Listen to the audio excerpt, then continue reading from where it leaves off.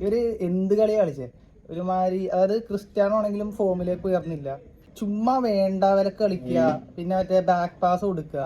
അപ്പൊ നമുക്ക് കളിച്ച് മറ്റേ ചത്ത് കളിച്ച് വാശിക്ക് തോറ്റ കളിച്ച് തോറ്റെന്നുള്ളൊരു ഫീലെങ്കിലും ഉണ്ട്. ഇതൊരു ഇവന്മാര് ചുമ്മാ ഉഴപ്പി തോറ്റ പോലെ.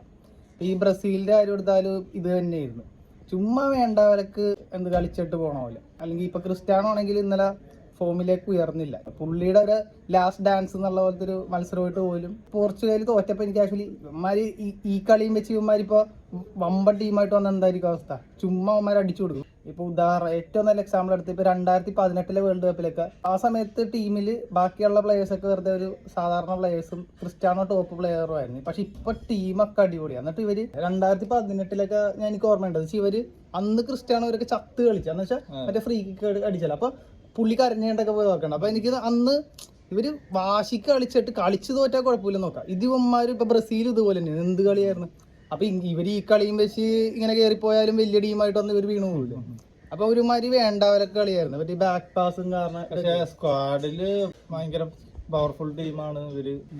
കളിക്കാത്ത കോച്ച്, മാനേജർ, അല്ലെങ്കിൽ ഒരു 60 മിനിറ്റ്സ് കഴിഞ്ഞ ആളെ പോലെ റൊണാൾഡോ പിന്നെ വലിച്ച് റാമോസിനെ ഇറക്കായിരുന്നു. പറഞ്ഞ കാര്യം ഇനിയിപ്പോ ടാക്ടിക്കൽ ഇതിലും പാളി. സ്പെയിൻ തന്നെ ആയിരുന്നല്ലോ ഫേവറേറ്റ്സ്. പക്ഷെ റൊണാൾഡോയുടെ ആരും നമുക്കൊരു വിഷമം, ഒരു ഗോട്ടല്ലേ. പുള്ളിയുടെ ലാസ്റ്റ് കളിയാ നിരാശയും വിഷമവും തോന്നണേക്കാളും ദേഷ്യമാണ് തോന്നി. ഇത് എന്ത് കളിയന്മാര് കളിക്കണം എന്നുള്ള സാധനം നല്ലോണം. പിന്നെ ഗോൾ അടിക്കാൻ മുമ്പോട്ട് കൊണ്ടുപോകാൻ നോക്കണ്ടി ഒരു പിന്നെയും ബാക്ക് പാസ് കൊടുക്കണ്, എന്തൊക്കെയാണെന്ന് കാണിച്ചു പറഞ്ഞിട്ട് കാര്യമില്ല.